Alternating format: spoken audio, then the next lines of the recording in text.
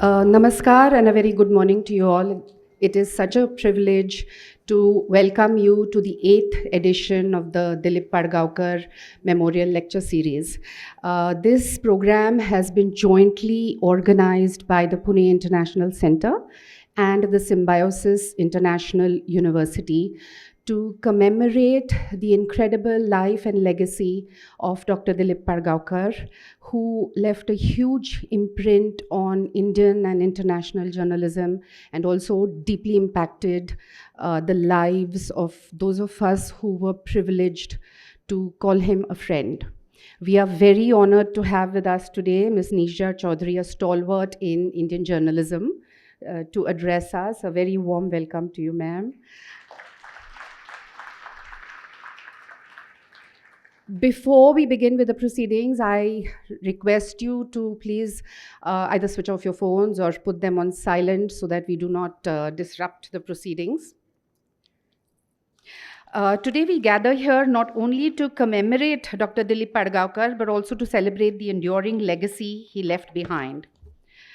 Dr. Padgaonkar was a multifaceted personality who excelled in every endeavor he pursued. He was erudite, well-read and fiercely articulate. That, coupled with his insatiable curiosity and his sharp intellect, made him a towering figure in Indian journalism. While his love affair with current affairs is widely recognized, his passions were much broader, ranging from art, music, history, literature to food and wine. A man of refined taste, he had an amazing singing voice and a remarkable ability to engage with people from all walks of life and of all ages. Dr. Padgaonkar was the chairperson of the programs committee and an integral part in the founding of the Pune International Center. His deep, unwavering commitment to the Pune International Center was reflected in the way he envisioned and curated events for the PIC. As the chairperson of the Programs Committee, his approach was inherently multidisciplinary. He believed in creating a platform that embraced a diversity of fields, ideas, and voices. From geopolitics to environmental sustainability, from art and culture to technology and innovation, the events he planned at PIC were a testament to his broad intellectual horizon and his versatile passions. He played an instrumental role in shaping PIC into the prestigious platform that it is today, ensuring that it attracted the best speakers and upheld the highest standards. His contribution extended equally to the world of education. As the R.K. Lakshman Chair Professor at Symbiosis International Deemed University, he became an inspiration for journalism students, encouraging them to develop a keen perspective on society and politics. He spearheaded impactful projects and believed in hands-on learning, teaching the students to think deeply, question boldly, and engage meaningfully. Dr. Padgaonkar was truly a remarkable man of many talents, many passions, and many words, and all of them left an indelible mark on the people and institutions around him. I would now like to invite Dr. R. Raman, Vice Chancellor, Symbiosis International University, to please give us his welcome address.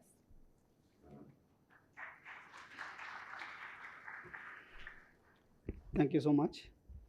A very good morning to all of you. Respected Dr. B Mujumdar, Chancellor, Symbiosis International University. Dr. Raghunath Mashelkar, President of Pune International Center and Chair of today's session. Mr. Abhay Vaidya, Director, Pune International Center. Ms. Neerja Chowdhury, Senior Journalist and Political Commentator, who is the esteemed speaker for today's memorial lecture, and the distinguished guests of dais, faculty members, staff members, and students. It is my distinct honor and privilege to extend a warm welcome to all of you at the 8th Dileep Padgaonkar Memorial Lecture hosted by Symbiosis International University and Pune International Center. And this is a significant occasion that holds special place in the heart of Symbiosis International University. This lecture series was initiated in 2017 in memory of late Dr. Dileep Padgaonkar, a legendary journalist, thinker, and the first R.K. Lakshman Chair Professor at our Faculty of Media Communication at Symbiosis International University. Over the years, this platform has evolved into a space for critical and intellectual dialogue, not only reflecting Dr. Padgaonkar's remarkable body of work, but also discussing the core values of integrity, objectivity, and social responsibility in journalism, values that he so passionately championed. Today, as we gather, we celebrate the enduring legacy of Dr. Padgaonkar, a man who believed deeply in the power of journalism as a force of truth and societal good. As we listen to the discussions and insights shared in his lecture, we reflect on how his life and career continue to inspire journalists who strive to uphold these values in a rapidly changing world. Over the years, several distinguished speakers have graced this platform, each bringing their unique perspective to honor Dr. Padgaonkar's spirit of inquiry and intellectual rigor. We are fortunate to have Ms. Neerja Chowdhury, a senior journalist and political commentator, as a speaker for today's session. The topic, political decision making at the top, growing challenges, promises to be both insightful and thought-provoking. I am certain that this session will enrich us all to provide valuable perspective on the challenges facing political decision making today. I also extend my heartfelt thanks to Dr. Raghunath Mashelkar ji, President of Pune International Center, who graciously is chairing today's session. His leadership and commitment to intellectual exchange are greatly appreciated. I must also share with all of you that he received his 50th honorary doctorate, the only person to receive 50 honorary doctorates in India. Kudos and congratulations to you, sir. As we move forward with today's lecture, let us carry forward the vision and values of Dr. Dileep Padgaonkar through the conversation we engage in and the insights we gain. Once again, I warmly welcome all of you to the 8th Dileep Padgaonkar Memorial Lecture. Thank you for being here today to honor the memory of a remarkable man and to celebrate his enduring legacy. Thank you. Welcome all. I request Latika to come up to stage, please. Wife of Dileep Padgaonkar.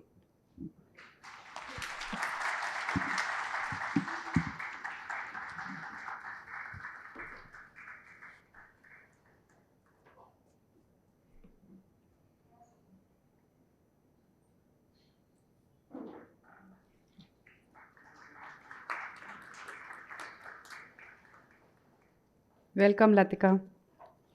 Dr. Raghunath Mashelkar is a globally renowned scientist, Padma Vibhushan awardee, and a visionary leader in innovation and research. He also makes time to be the president of the Pune International Center. May I request Dr. Mashelkar, innovation man, to please address us. Our most revered Dada, Professor B Mujumdar, our distinguished speaker of the day, Ms. Neerja Chowdhury, Dr. Raman, Dr. Vaidya, Latika Padgaonkar, members of the Padgaonkar family in the audience, friends and admirers of Dileep Padgaonkar, members of Pune International Center, my dear future generation that I see here in front of me, ladies and gentlemen. Let me extend a very warm welcome to you all.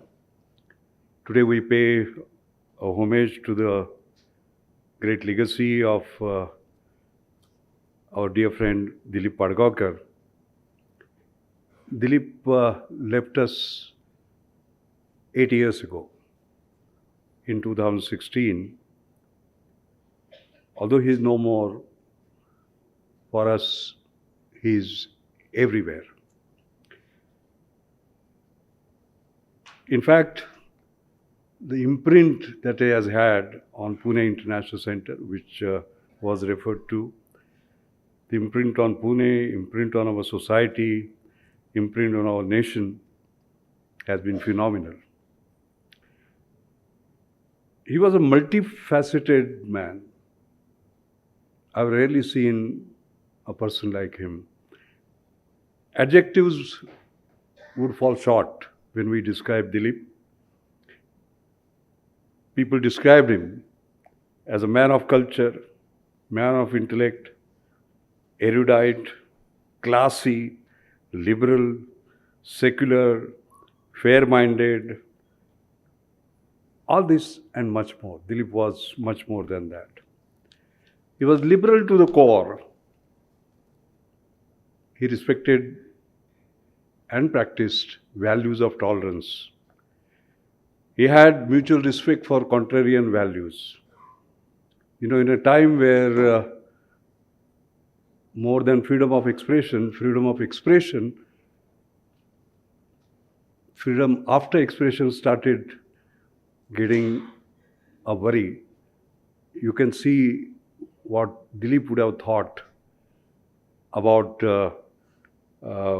sort of these basic values getting disturbed. He always said what he meant, and he always meant what he said. His iconic standards of journalism, with extraordinary courage, conviction, and commitment, and he demonstrated that with consummate power. We at Pune International Center owe a special date to him. He was a founder, but he always told us that Pune International Center is an international center in Pune. And he would have been very happy to see the global character that PIC is building up now. On 26 January, we'll be moving into the new campus, and it will be inaugurated on that day. And there is one person we all will miss for sure, and that is Dilip. I am very happy to welcome, very privileged to welcome our distinguished speaker today, Mrs. Neerja Chowdhury. I would say the and only Neerja Chowdhury, the redoubtable Neerja Chowdhury. I've been a great admirer of hers for over decades. If you go to her Twitter handle, now it is called X, it's very interesting the way she describes herself, because many times it is interesting to see how people describe themselves. So Ajit, the way it reads is that journalist and political commentator for over 3 decades, contributing editor Indian Express, and then she adds something very interesting. She enjoys writing about the great nautanki called Indian politics. Very interesting, deep meaning. She was a political editor of Indian Express, of course, and covered terms of 8 prime ministers and 10 Lok Sabha elections. And very happy to note that she was the winner of the first Chameli Devi Jain Award in 1981, 43 years ago. It's a coincidence, I must mention to you, that this evening we are releasing, PIC releases books also on different topics, you know, like China and like the future of India and a whole range of things. So there's a new book that is edited by Uma and Ganesh Natarajan, and there are many contributors from all walks of life. And the title of the book is Nari Shakti, the power of women, basically, you know, and how that's it. So that is rather remarkable, and I find it very interesting that 43 years ago somebody thought of looking at putting Indian women at the center stage and particularly looking at journalism, and you were the first one right at the center stage 43 years ago, and you have continued to be. And you have continued to be at the center. I must say that her book, How Prime Ministers Decide, is really an epoch-making. It's incredible, the kind of insights that the book contains. It shows the depth of her amazing journalistic as well as literary instincts. And I was just mentioning to her that that is the book the millennials, all of them must read, must learn from it, just as I have learned so much from it. So we welcome you very affectionately and with great respect, Neerja ji, for doing us the honor of celebrating our most beloved Dileep Padgaonkar. Thank you very much. Dr. B Mujumdar is the founder and Chancellor of Symbiosis International University and a Padma Bhushan awardee. A pioneering educationist, he has dedicated his life to fostering global understanding and academic excellence through Symbiosis. May I request Professor Mujumdar to share with us his very special relationship with Dr. Padgaonkar. Good morning. Today's chief guest, Neerja Chowdhury, our evergreen PIC President, Dr. Mashelkar, who has surpassed Dr. Kalam in receiving number of doctorates,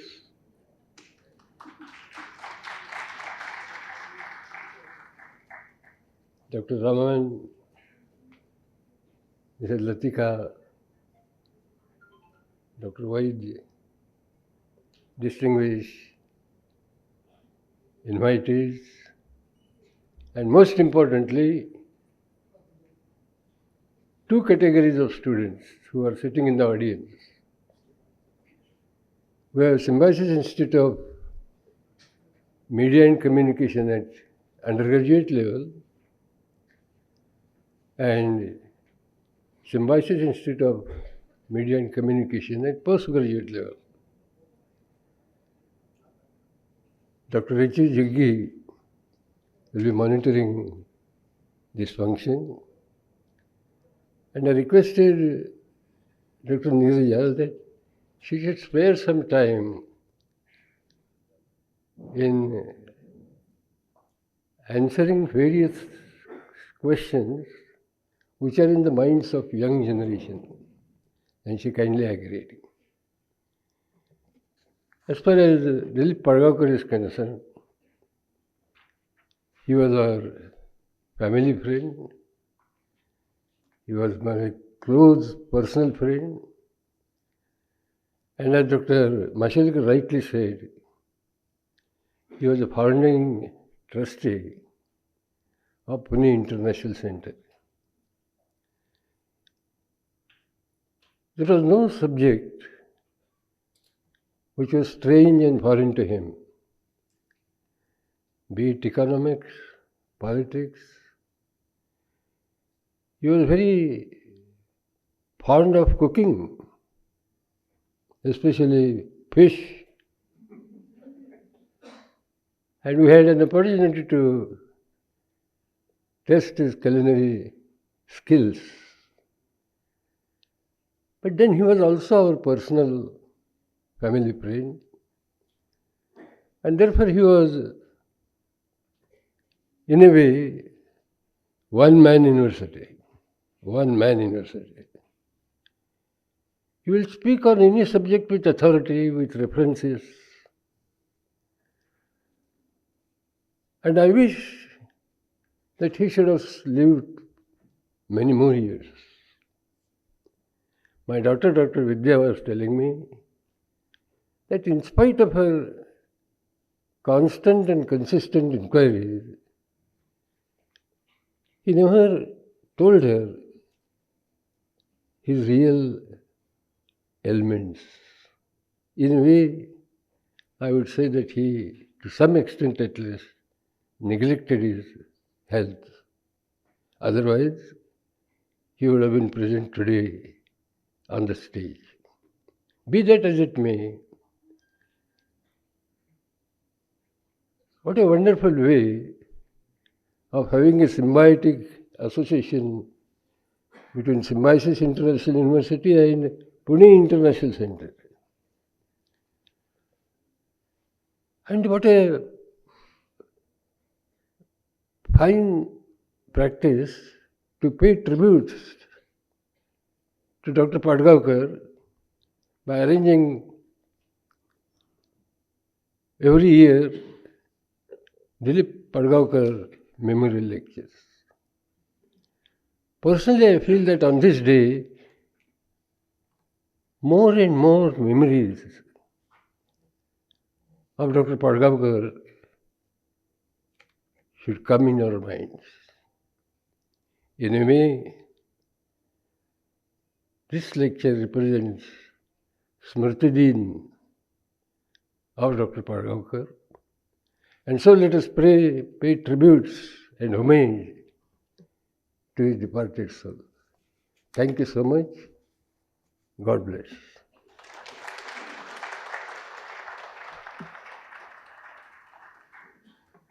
Thank you, Dr. Mujumdar. I would now like to give a formal introduction to our speaker, Ms. Neerja Chowdhury, for the 8th edition in the Dileep Padgaonkar Memorial Lecture Series. Ms. Neerja Chowdhury is an award-winning journalist, columnist, and political commentator. In the course of a distinguished career of over 40 years, she was political editor of the Indian Express for 10 years and covered the terms of 8 prime ministers in 10 Lok Sabha elections. She has won several prestigious awards for her journalism, including, as Dr. Mashelkar mentioned, the first Chameli Devi Jain Award for Outstanding Women Media Persons in 1981. She's also won the India Today People's Union for Civil Liberties Award for Journalism for Human Rights in 1983 and the Prem Bhatia Award for Best Political Reporting in 2009 and 10. She is contributing editor of the Indian Express, and her weekly column, the Neerja Chowdhury column, is widely followed by participants and observers of contemporary Indian politics. She lives in Gurgaon.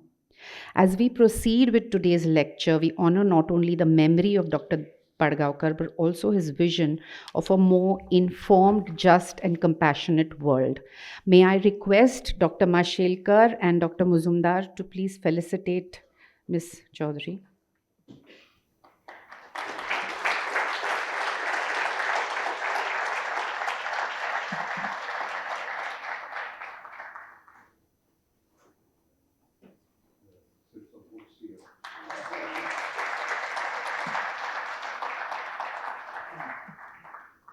Thank you all. I'm honored to request Ms. Neerja Chowdhury to address the audience. Dr. Majumdar, who has been, to me, somewhat of a legend, because I have seen the growth of Symbiosis over the years and met with your students at various interactions, conferences, and the way they probe things, their self-confidence, I think you've done what you set out to do.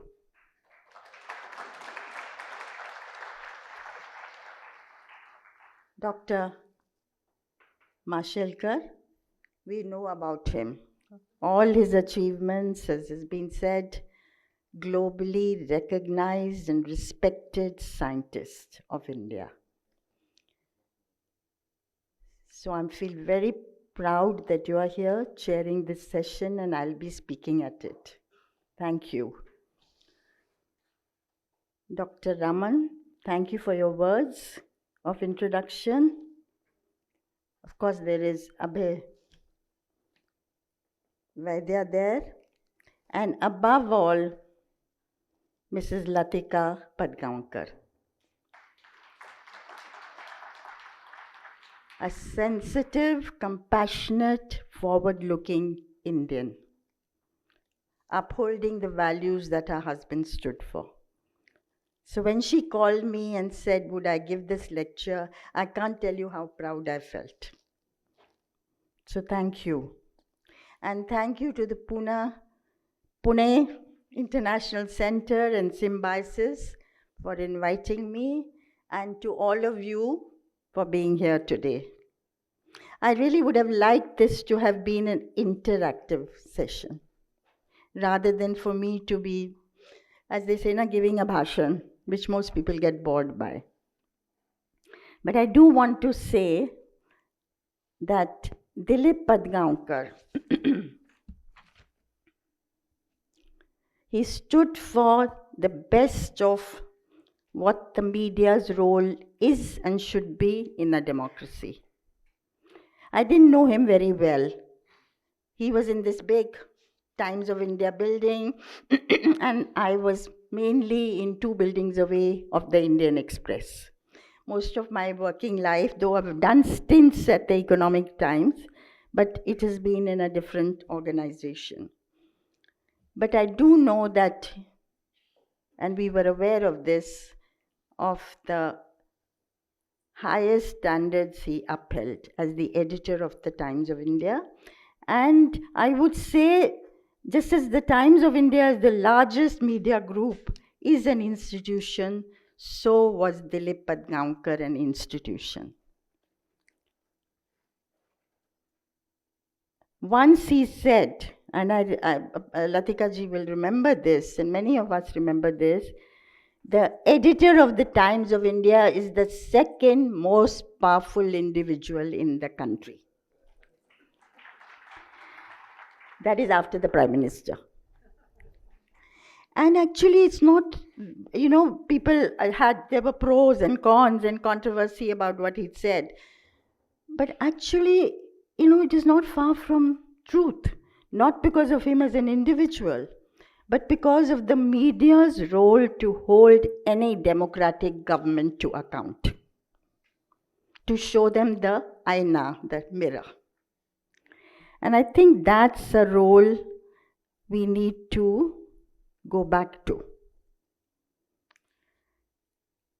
Of course, as many people have said, that as a media editor should be, he was versatile, he was engaged with life, politics, society, arts, culture, music.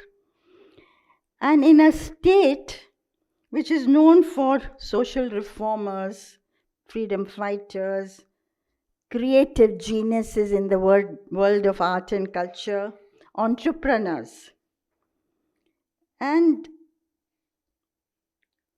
professionals. And this very turbulent period, you will recall, when the demolition of the Babri Masjid took place on the 6th of December 1992, and then followed by the bomb blasts and the riots, and then the bomb blast in Mumbai. As the head of the organization of a group like Times of India, the manner in which he kept everything on an even keel. It's very easy to let things flare up or to write in a way that's inflammatory, but to give information and yet keep it on an even keel. So one remembers him for that. And I would say,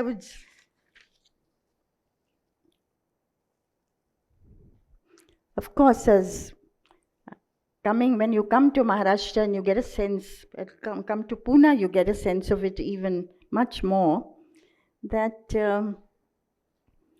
he belonged to this mitti of Maharashtra. And मैं कई बार ये कहती हूँ, इस मिट्टी में कुछ तो है. And he was the upaj of this mitti of Maharashtra. So thank you for having me. I've chosen to speak on a subject that is close to my heart, which is political decision making at the top. And I have, in this book of mine, written about it. What I have done is a study of 6 Prime Ministers of India, from Indira Gandhi to Manmohan Singh. And that is Indira Gandhi, Rajiv Gandhi, Vishwanath Pratap Singh, P.V. Narasimha Rao, Vajpayee, and Dr. Manmohan Singh. And put under the scanner one major decision by each of them. It's not like a mini biography, but it is how decisions get made at the top.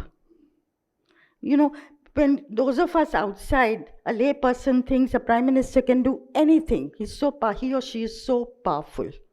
But that's not the way things are. The more I looked at it as a political reporter and columnist, I felt this story of how decisions actually get made. The pulls, the pressures, the machinations, the intrigues, the backstabbing, the lobbies at work, nationally, internationally, hubris, all that is a story that needed to be captured. This is a story that has not been told, even as we have 24/7 streaming, communication of an unprecedented kind today. Information available every second. What the Prime Minister says here is in the US within 2 seconds. And yet, this is a story where there is an opaqueness. And I felt I had to lift this veil a little bit, and I've tried to do this in my book. Now, what I have found, before I come to the growing challenges in decision making, what I found was a very simple and stark revelation. Despite the decisions affecting millions and millions of people and across generations, the nature of decision making in India is ad hoc. You look at the Mandal decision of Vishwanath Pratap Singh. I'm taking an example, which empowered the other backward classes, what are called the OBCs. And the OBC revolution we've seen 2 days ago in Maharashtra. The consolidation of the OBC is one reason why the Mahayuti has won so handsomely. There are other reasons. But that has grown and grown. That OBC revolution is one reason why you see an OBC Prime Minister in Narendra Modi today. Why you've seen states of India ruled for 25 years, a quarter of a century, by OBC chief ministers. Lalu Yadav, Mulayam Yadav, Ashok Gehlot, Baghel, Uma Bharti, Kalyan Singh. You know, the list is long. That decision was made. In the way it was made, it was short-termism. It was the need to survive politically at that particular moment. A beleaguered government of Vishwanath Pratap Singh latched on to this Mandal report, which had been submitted during Indira Gandhi's time. She put it on the back burner to pull out whenever a suitable time came, a politically appropriate time came. And Vishwanath Pratap Singh, who was hemmed in by rivals within his own party, who was being attacked by Rajiv Gandhi's government, who was, put on, cornered by the BJP, suddenly thought this was the way to go. And he who had not in the initial years believed in reservations as the way to go. So, you look at even Rajiv Gandhi, how he handled this Shah Banu judgment.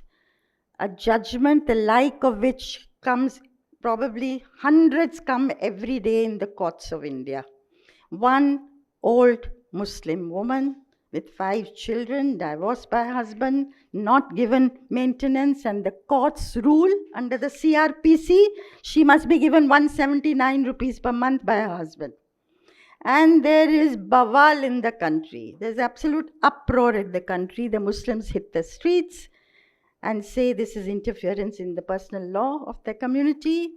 Rajiv Gandhi, who came in as the hope of India, and as soon as he came in, he talked about taking India into the next century.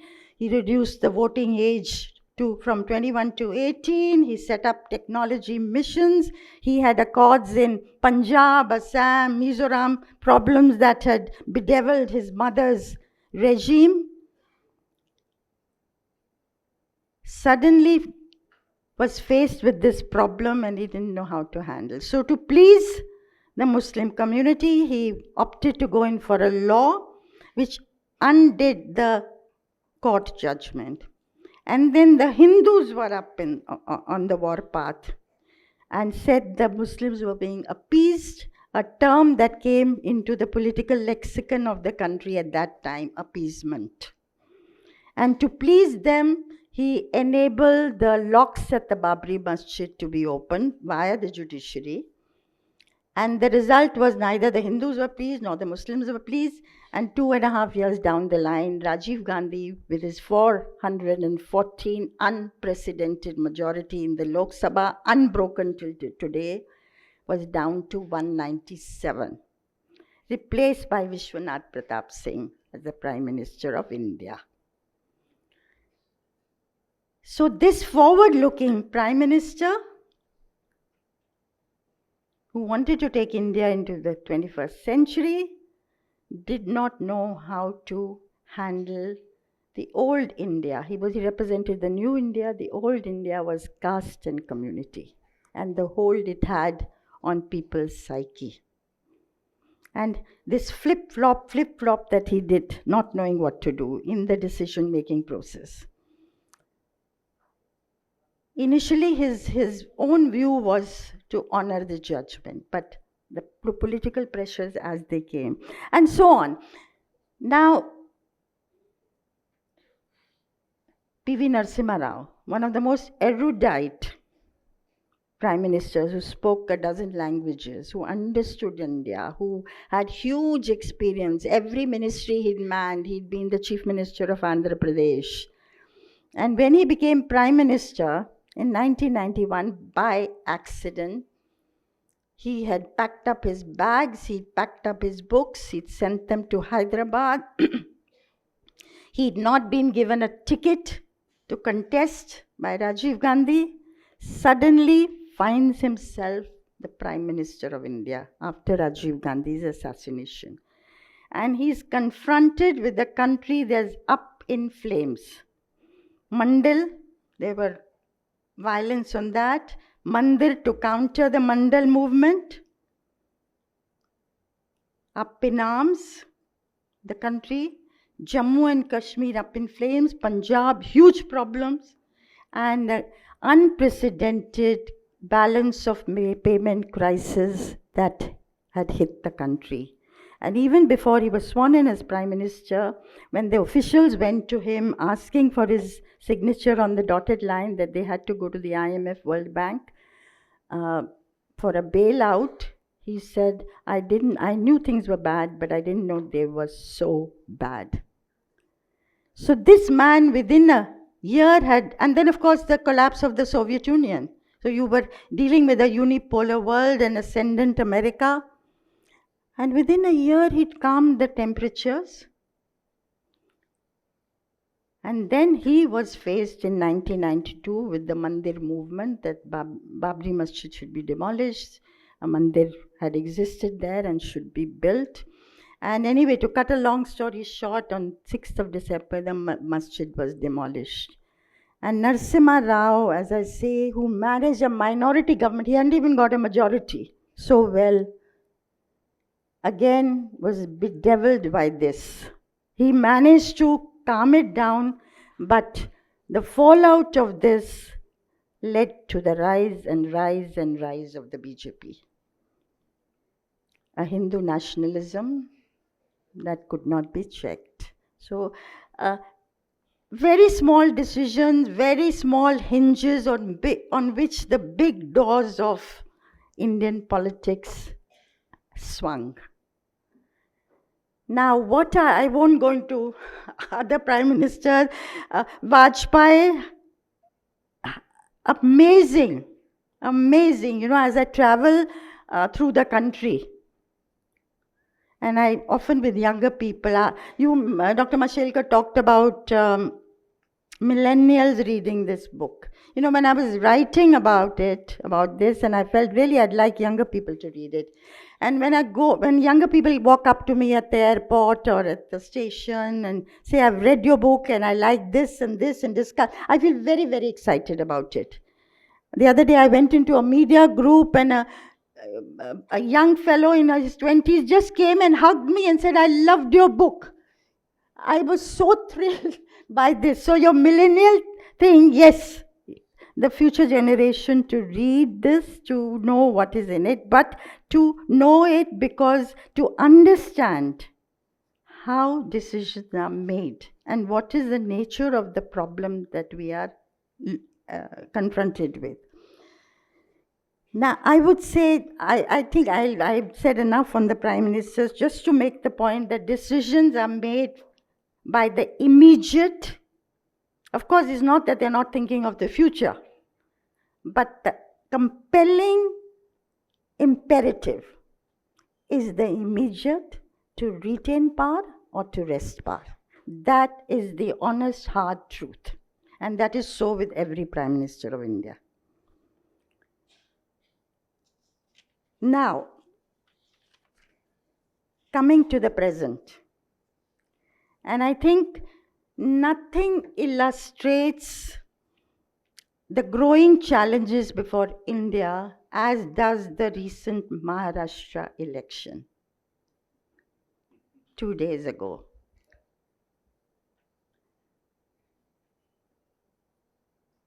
It's a case, very interesting case of a country and a state with huge, skyrocketing aspirations.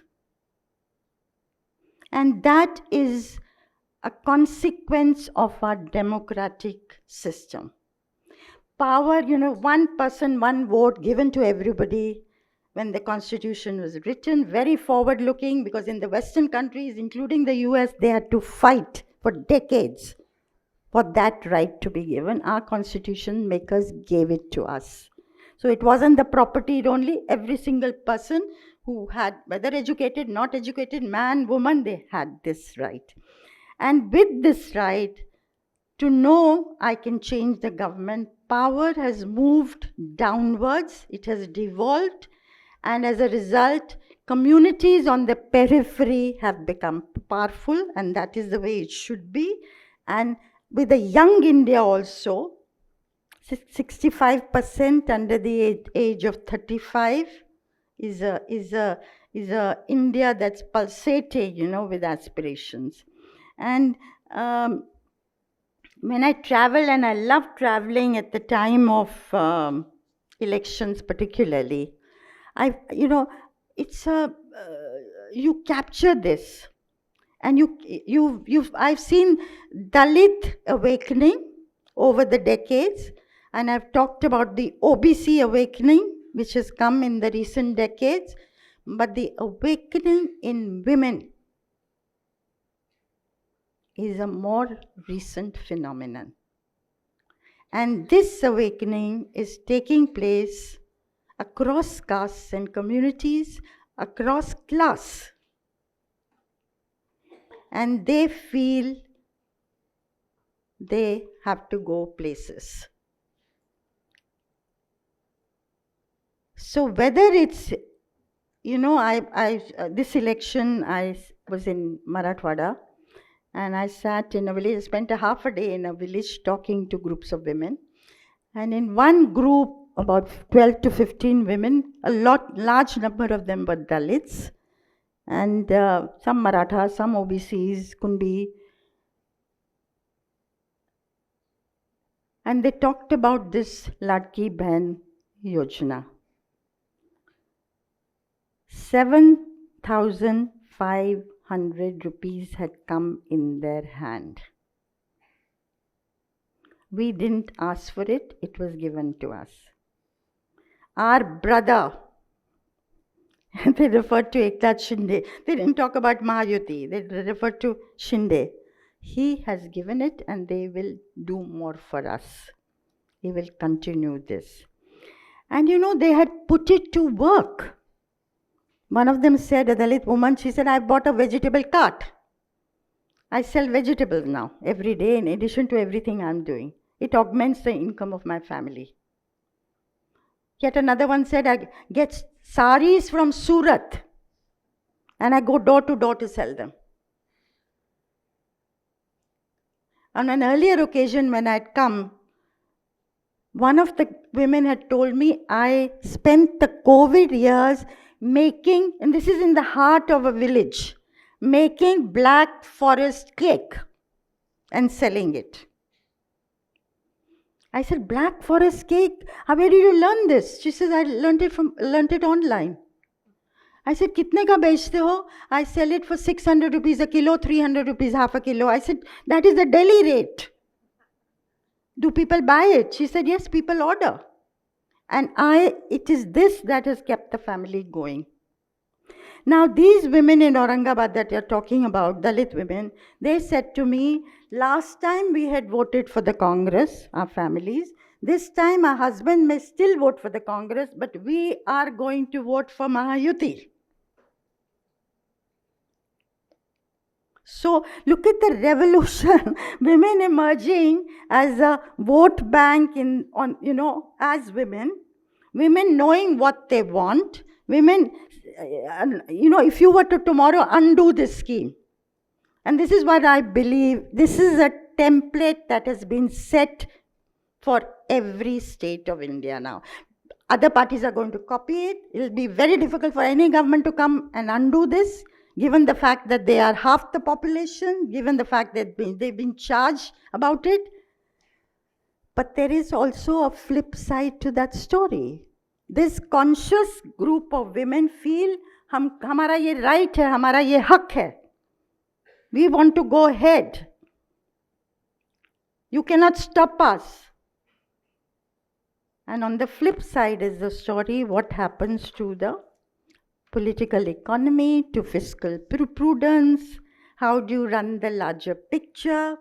And going to Mantralaya in Bombay, soon after I was in Marathwada, talking to the top officials there, they are very worried, apart from the fact that they bent over backwards to deliver this. They said it has been traumatic for us in the last weeks to have actually delivered this. But it showed that if the governments set their minds to it, we can deliver anything efficiently. But they said it will mean a slowing down of the ongoing schemes like coastal road scheme, like other schemes, and we don't know what the impact of that is going to be. Now, one of the growing challenges for us, and I'm only making this point, using this example to make this point, is a leadership that can synthesize these colliding ambitions. The need for prudence, look ahead, a vision, and yet to satisfy these aspirational groups.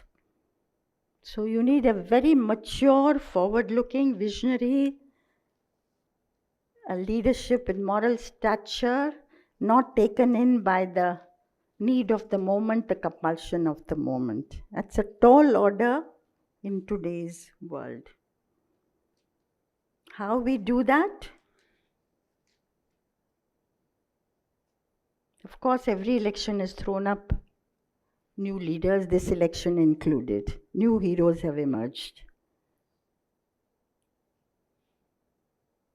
The three growing challenges I would sum up then, apart from the leadership, which in my mind is the most important, the right kind of leadership, which we don't have today, are of course the employment situation, because wherever you go, people talk about it, jobs. If I were to say, if somebody was to ask me, what is the one issue in India you would focus on, the burning issue of the future, it is jobs, creation of jobs. And yet, ironically, jobs is not the central issue for elections. There's rhetoric, we will write about it, we will speak about it at seminars, the politicians will raise it as a slogan. But this is a paradox, that it is not the compelling issue in elections. It's one of the issues. Yes, people are unhappy about it. The second, of course, is, are we going to even have a universe to live in? The kind of thing we are used to. And I know a lot of you here are exercised, and there are groups working on this. I was traveling from Delhi to Pune, and I looked out of the window in the plane, and it suddenly hit me. Beautiful sunshine. Vivid blue of the sky. मैं तो भूल ही गई हूँ कैसे दिखता है दिल्ली में. I look out, I get up in the morning and I look out, it's a complete cloud of smog. And you're afraid to go out even for a walk. And you just peep out and you feel your plants are also crestfallen. And this goes on every year after year. I have a lung condition that I have to live with. I have lived with it for the last 10 years. Every year there'll be dengue, chikungunya. And we're not able to deal with it. Why? And I think this is where also, in addition to leadership, the right kind of leaders, there is also a need to work together nationally, because some of these things will have to be dealt with nationally. And today there is such a lot of bitterness between the two sides. There is no dialogue at all. You can't pick up the phone and say, come on, you've had your say, you've attacked us and we've attacked you, but this has to be done. That is disappeared. And that's a very worrying thing, the lack of dialogue and engagement and conversation between the opposing sides in a parliamentary democracy. And I think these problems, of course, need attention. Jobs need attention. Jobs means also education, quality education. It also means the right health for your children, malnutrition. You have to, what we spend on the GDP. We're supposed to spend 6%, we spend maximum 3.8%. Health, 1.4% of the GDP, public health. R&D, what we spend on. We are going to be left behind as a nation. What we do with technology, the challenges that AI is posing and will pose increasingly. So it's a whole gamut of things that we have to look at nationally. Just a ruling party will not be able to do it alone, these major, big, mega issues. And final thing I will say, the third challenge, the growing challenge, is how to preserve our diversity. I don't think there's any country in India, in the world, any other country in the world as diverse as India. And it is a miracle, it is a marvel that we hang together, and we hang together as a democracy, which for all its fault lines, for all its shortcomings, I am very proud of our democratic structure. But the kind of divide today, when you have a community, when you have the minority community feeling insecure and beleaguered, and feeling second-class citizens. I say, even if they are guilty of everything many of us accuse them of, everything say they are guilty of, you can't dump 200 million people in the sea. Can you ghettoize them? Do you want another country? So in our own interest of an India we are proud of, we have to take everybody along, and as is often said, but it doesn't happen that way. So I think new initiatives are called for on that front, and those will have to be reflected at the level of policy, at the level of decision making. So anyway, I'm not going to say more. I'm just going to say at the end,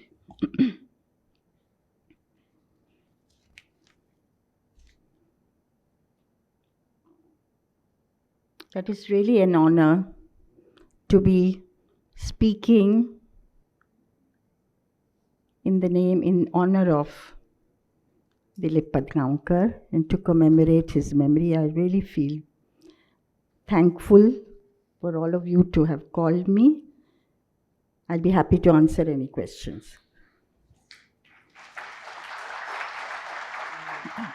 Thank you, Neerja ma'am, for that very heartfelt, informed and candid talk.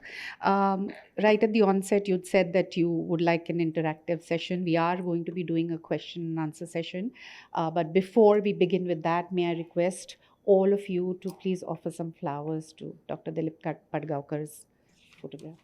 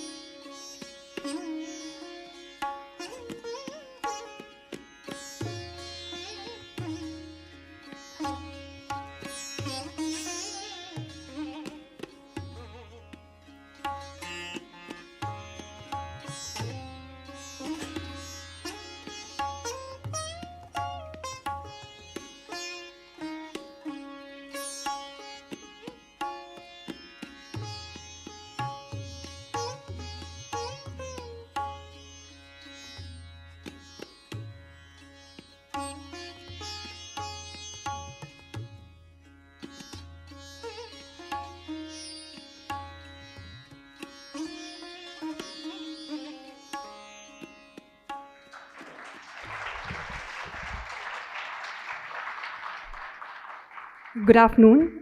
Thank you, Neerja ma'am, for such a wonderful talk covering the past and somewhere giving us some crystal ball gazing into the future as to what lies ahead. Also talking about women as political citizens of the country, and I think that's a conversation that we seldom have.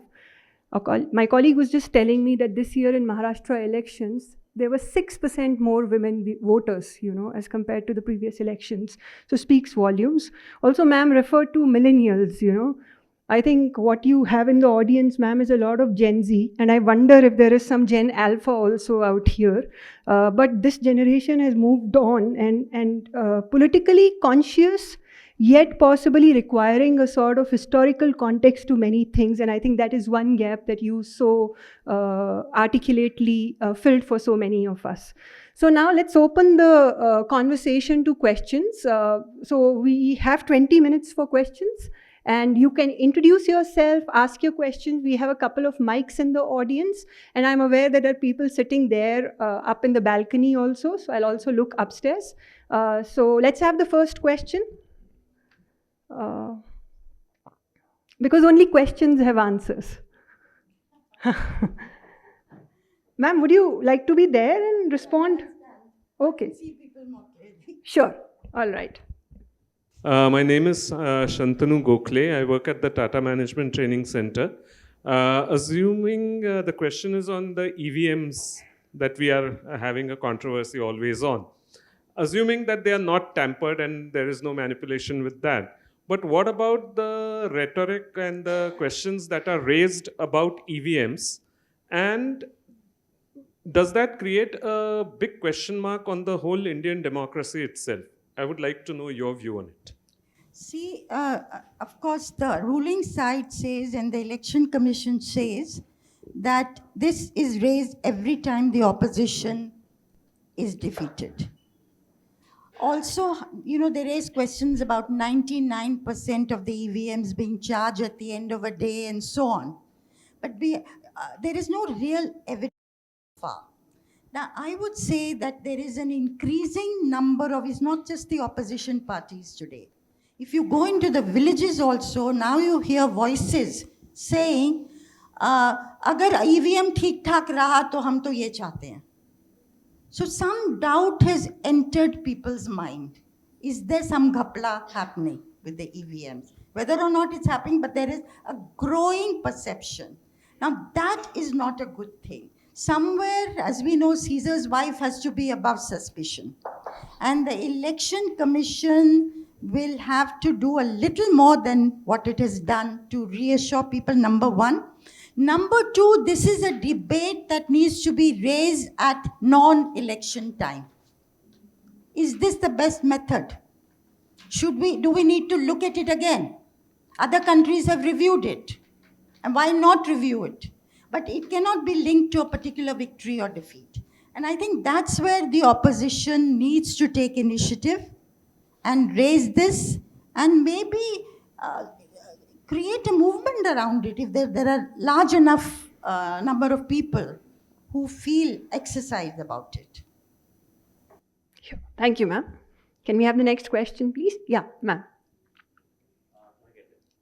Yeah. Okay, she raised the hand for me. My name is Samir Ghosh, and I'm basically a social policy analyst. I have read Neerja ma'am's book, How Prime Minister Decide. Fabulous, extremely nice, and although it is belated, but congratulations for writing such a wonderful book. Well, my question is one thing that when you talk about women power, now we see one more excellent women power emerging in the way of Kalpana Soren from Jharkhand. And we can give a lot of credit to her in practically in winning almost the 2/3 majority that the Jharkhand Mukti Morcha has won. My only contention is that her husband is the chief minister, although she has, single-handedly taken the reign when her husband was in jail. So we all know about that. So is she going to be, do you also have the same fear that is she going to be overshadowed because being the chief minister, although she is also elected member now. So that is my fear. I don't know what you think about it. I think Kalpana Soren is a new star on the horizon. That is absolutely true. The way she conducted herself when Hemant Soren was in jail, and the large number of people who turned out at her rallies, and the response she was getting.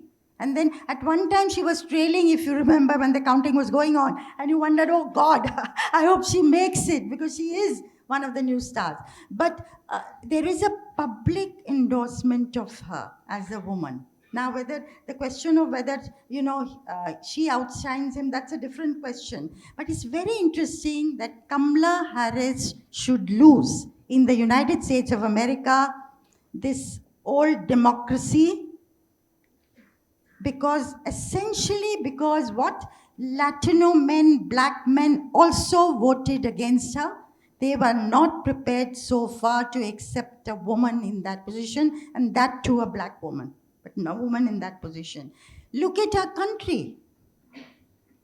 I mean, Kalpana Soren within weeks is acceptable. So I think that's an area we can be justly proud of. Accepting women in leadership roles. Of course, we've known for the last 30 years, we've had in the panchayats and municipal corporations, 1/3 seats reserved for women. And some states, even 50% reserved for women.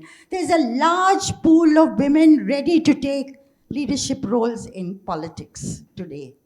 And as far now, Priyanka Gandhi Vadra is entering politics, the Lok Sabha. There'll be 3 Gandhis in parliament. There's a flip side to the family, and they saw business and Parivarvad becoming so dominant. And I keep saying one of the worrying things is that very soon our parliamentary democracy will be limited to 500 families if this trend continues. But forget that for the moment. Priyanka and Rahul will move together in tandem. They will try and put the government on the mat. But if Priyanka outshines her brother, this is a question you are raising, it can create problems. But wahan bhi na, I say women are sometimes, they can take a back step. They see the writing on the wall. They realize humko ekdam sab kuch nahi milne wala hai, as long as we are fighting in the right direction. So for the moment, she is willing to work under her brother's leadership. But so also Kalpana Soren, willing to work under the leadership of her husband. It's quite possible, suppose she had stood as a CM candidate, people might have endorsed her leadership. And that may happen in the future. Great. Do we have another question? Yeah, please. Hello, ma'am. My name is Kashifa Vasal, and I'm a student of journalism. Yeah, go ahead, Kashifa. Yeah. So I'm a student of journalism at Symbiosis Institute of Media and Communication.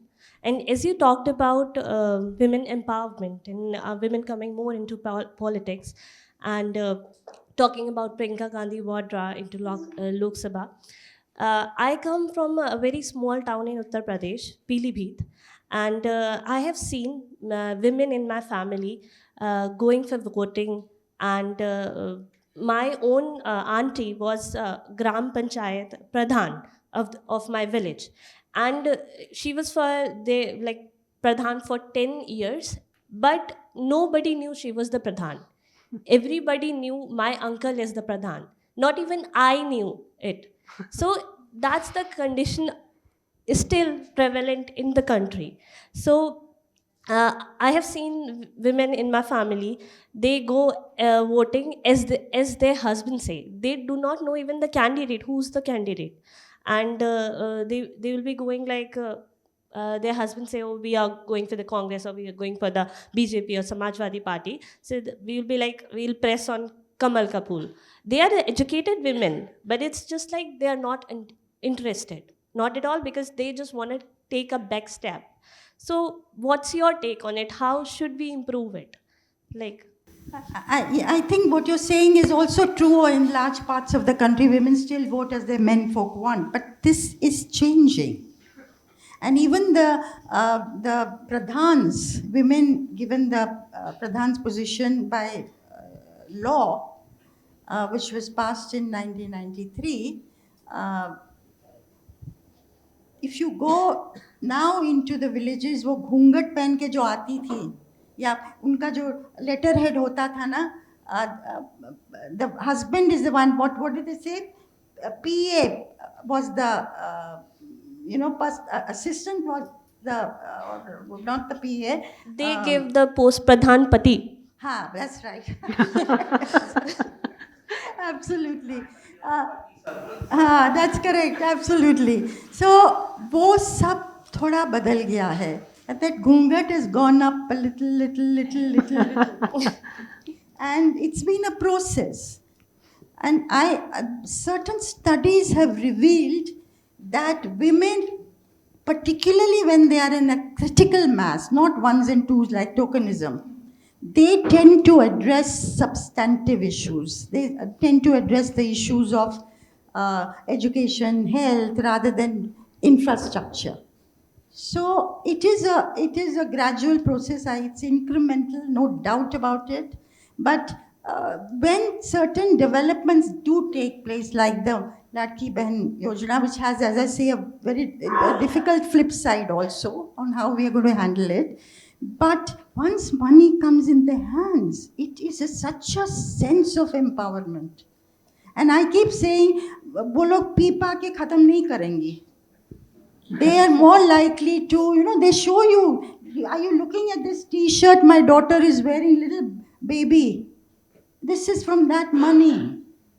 This month I was able to get more provisions because of that money, but it is theirs to use. That power is theirs to exercise, and they suddenly have a sense of that.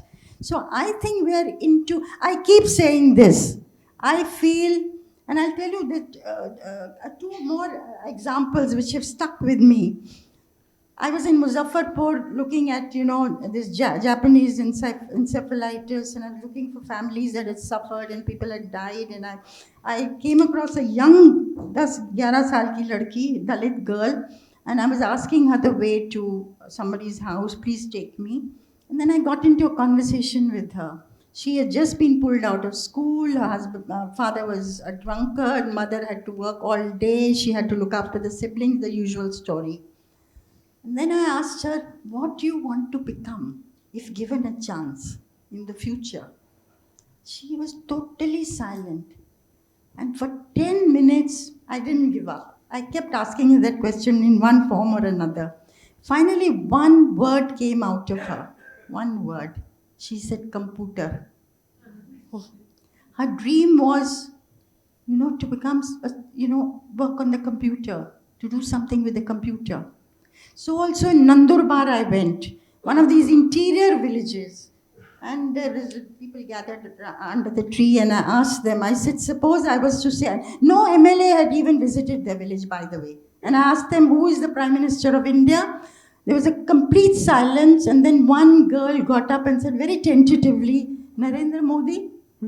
So that kind of an interior village I'm talking about. And I said to them, suppose I was to say to you, I will take your deepest wish to the Prime Minister of India, I will convey that. What would that be? And don't give me 2, 3, 4, 5, only one. And 4 women got up and said, we want an English medium school here. English meant exposure to the world. Many of us think, apni bhasha mein seekhna chahiye, all that is there. It meant exposure to the world. It meant, growth, moving out of their present situation. So if this is the kind of revolution I sense, and you see it in teenage girls, I keep saying this century belongs to the women of India, the younger women of India, because there's so much energy, aspiration, energy, determination. It's like a new thing waiting to be tapped. और ये जो महायुति का हुआ है ना, one party is won, the other is lost, that's a different thing. You've tapped into something which it could be transformational. Thank you, ma'am. Sir? Yeah. I'm Anand Agashe, a journalist. We heard your comments about the political decision making at the top, the growing challenges, as it says. I would like to know your views about the political decision making at the bottom. There are growing challenges there as well. Yes. And it's probably much more complex than the process at the top. So, your views, please. No, I agree with you. The bottom is as vitiated, as steeped in prejudice, difficulties, complexities. Top sometimes is not. You have much more power if you wanted to do something. The bottom is much more difficult, I agree. Many times, not always. Like, again, I'll come to women example, COVID times. You heard innumerable stories of Ashas. I heard them particularly in Maharashtra and Western Maharashtra. They had been going house to house, working, reassuring families, helping them out, making sure they had things that they needed. So the bottom is also can be very inspirational. But I agree, on the whole, it is tougher at the bottom. Hello, ma'am. I'm Aditi, and I'm a journalism student. I'm pursuing my post-graduation right now. So I'm very happy you spoke about Marathwada because it's a part that's not spoken about much. I belong from there. And when you talked about Ladki Bahin, I see money is a very big factor the voting happened there on. Another very big thing which influences votes there is caste. Out of entire Maharashtra, Marathwada is known to vote on caste a little more. So that's why ideology somewhere has taken a backseat. We see NCP, Ajit Pawar with BJP. The ideology somehow is now blurring out. Now, when I voted, I wondered, this is the first time we've seen there are 6 main parties contesting. Half of them are in power, half of them are in opposition. When will this mess get over? When will these 6 parties won't be there? It will be back to BJP, Shiv Sena, NCP, and that's all we have. Does this have an end? First answer to your question, India being such a diverse country, for many decades, the Congress was the umbrella party. It could synthesize various interests under its overarching presence. And then aspirations rose, and it was not able to satisfy everybody. Then others came into the scene. So what worries me is not the fact that 3 parties, it's not only 3 parties. 3 parties on Mahayuti side, 3 parties on MVA side, 4 parties supporting Mahayuti, Choti party, 2 parties, SAPA and Peasants and Workers Party supporting MVA. Then you have a whole host of parties like Manse and BSP and AIMIM and RSP, and so many of them are there. And then you had these independents and rebels. First day, on the last day when the candidates were announced, I was sitting in front of the TV. I said, "Mera to dimag hi ghoom raha hai. What is going on?" I've not seen such a fractured scene in Maharashtra ever in the past. So if the fractured part of it, yes, is worrying, but even more worrying is what you talk about, giving up on ideas, ideology, or even shared values between partners. That's not, it's only power. Power and somehow being in the winning side. And as a result, this time I feel, and it's coming to the fore, the voter also is becoming transactional. Voter says, agar aapki ideology nahi, you can go from one side to the other. Why should I not take money from you when poll time comes? You're not going to give me anything during the 5 years. There's a deep cynicism that follow. And now some people even say, with one nation, one election, aap to hamare paas aoge bhi nahi पूछने के लिए. So, I think it is throwing up multiple problems, but basically, it is, holding your leaders to account. And we don't seem to be reacting to this also. People shift alliances and of course, Maharashtra is a very interesting case of powerful political families holding sway. And there's a reason for that. You have a system that doesn't deliver, so these families are like middlemen who get from the system something for you and you can relate to this family. अगर कोई problem है आप उनके पास जाओगे. If you go into a party office and knock on the doors, वहाँ कोई आपकी बात तो सुनने वाला नहीं unless you know somebody personally. And as I said, the delivery systems have been dysfunctional. Our development model has been dysfunctional. So, and there have been aspirations. So there are reasons for this, but I mean, these are issues we have to think on. And your generation will have to grapple with them. Thank you. Let's take the last question there. Hello, ma'am. Good afternoon. I'm Krishna Pandey. I come from the Symbiosis Center of Media and Communication. So we're I'm 19 or around 20. And in these 20 years, I've already seen so much political turmoil since my teenage. So talking about the last 40, 50 years, politics has been the most tumultuous that it could be in India, because of all the factors around the world and inside the country too. So my question was, as a woman journalist and as a political commentator in these times, the fact that you're also on social media and your voice is reaching so many people, you might have been faced with a lot of threats, opposition, criticism, especially from the people who might be extremists. So I wanted to know more about your journey, your art of handling all of that, and how has been your experience throughout this? That's a difficult question. I studied to be an architect. I strayed into journalism, and I came during the emergency. I started with a magazine called Himmat. I don't know whether the older ones amongst you remember. It opposed the emergency, it opposed censorship, and that's where I cut my teeth in journalism. And then, of course, I moved to the Statesman as civil rights correspondent, the first and the only one. And as civil rights writing about child labor, bonded labor, the plight of under trials, people put in jail for 30, one case I tracked for 33 years. This man was in jail without a trial. Or I wrote this piece and it became a public interest litigation, and the judgment was given by just ex-Chief Justice Chandrachud's father. For the first time, giving compensation, that principle was laid down. But this man, when he came out of jail, didn't know what to do with himself. And I remember tracking him down, monsoon time, to his village. Finally, some relatives took him there. And it was Diwali time. वो अलग से एकदम बैठा हुआ था घर में. I mean, the jail had robbed him of his life, the best years of his life. And so journalism has been very exciting for me.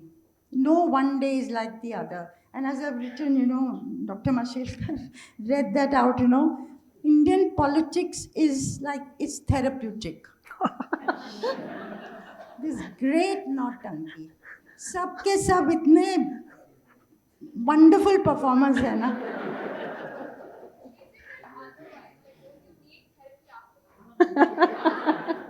But I'm also, old school journalist. I feel the newsroom is neutral. Whatever be my views, I must bend over backwards to be fair to both sides. And I've tried to do that.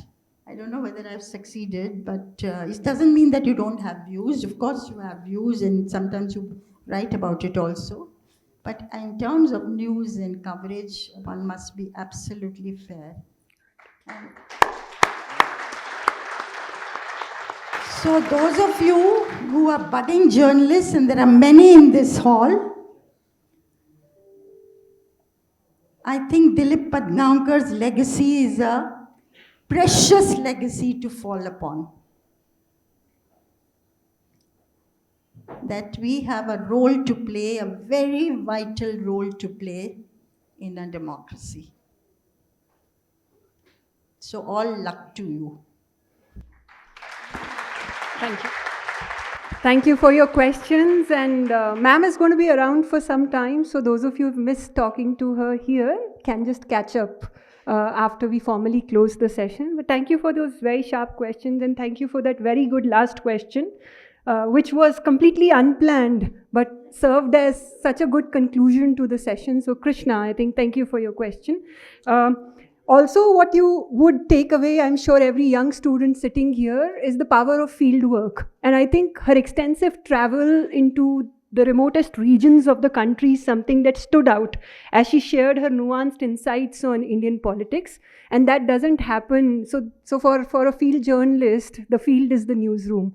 And I think while, ma'am, they're very rare journalists of your breed now, who speak of fairness, balance, and objectivity the way you spoke about it, I'm sure that your words would inspire like this breed of young journalists who are ready to take on the world. So on that note, thank you so much for your participation, and I request Lisa to take the proceedings further. Thank you so much. Thank you, Ruchi, for that wonderful session. Thank you, Neerja ma'am. It is our fervent prayer that we had more people like Dr. Dileep Padgaonkar, like Ms. Neerja Chowdhury, ethical, just, fearless, well-intentioned people like them, not just in journalism, but also in politics. May I now request Abhay Vaidya, Director of the Pune International Center, to propose a vote of thanks. Mitra, namaskar. Our chief guest and distinguished speaker today, Ms. Neerja Chowdhury, Dada B Mujumdar, founder and Chancellor of Symbiosis, Dr. Raghunath Mashelkar, President, Pune International Center, University Vice Chancellor, Professor Ramkrishna Raman, Dr. Ruchi Jaggi, Lisa Pingley, and friends.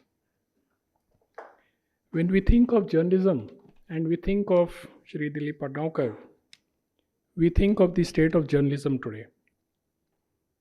Journalism is the fourth estate of democracy, and authoritarian regimes want to try and control it, manipulate it, influence it, and strangulate the voice of free speech. But all is not lost. Thanks to journalists like Ms. Neerja Chowdhury, who inspires us with her solid work of 4 decades, her enormous credibility, her independence, and her indefatigable passion for journalism. As she said, as Ruchi said, she belongs to the old school of journalism. Like Dileep Padgaonkar, with whom we worked closely within and outside journalism and at Symbiosis International University's R.K. Lakshman Chair. Thank you, ma'am, for your inspiring words, your illuminating work, and for taking the time out for your presence here today. In fact, if you are here in the evening, ma'am, we would like to welcome you to Pune International Center's book release on Nari Shakti. So on behalf of Dr. Mashelkar, I would like to request your presence there. Dr. Mashelkar mentioned of the fondness of Shri Dileep Padgaonkar for cooking, and indeed he had a vast knowledge on India's food heritage. In fact, some of us know that he was collecting data on the infinite variety of pickles of India. Neerja ji, you mentioned Prime Minister Vajpayee and decision making by various prime ministers. And I'm happy to inform you that we recently did a 6-part series on Prime Minister Vajpayee on the occasion of his birth centenary year. And Shri Kumar Ketkar, Sudhindra Kulkarni, Dr. Ajit Ranade, who's here in the audience with us, and Dr. Vijay Kelkar and Dr. Mashelkar spoke under this series. So Symbiosis University is part of our larger family at Pune International Center, And I wish to thank Dr. Mujumdar, Dr. Vidya Yerodekar, Professor Raman for their valuable support year after year. Thank you, Professor Ruchi and Lisa Pingle, for taking us through the program. And thank you, Geeta Hosmane and the team for excellent backend support. I also wish to thank our trustees, our members, friends, and students who are present here in large numbers. Before concluding this event, a gentle reminder that I just mentioned that at 6 p.m. today, we have the release of PIC's fourth book, Nari Shakti, Indian Women Take Center Stage. So please be there at 5:30 p.m. for a hot cup of tea. Finally, thank you, Latika ji, for your presence. And I wish to mention that this is one of the most memorable events of Pune International Center every year. And we thank you for having this event with PIC and with Symbiosis. Thank you very much.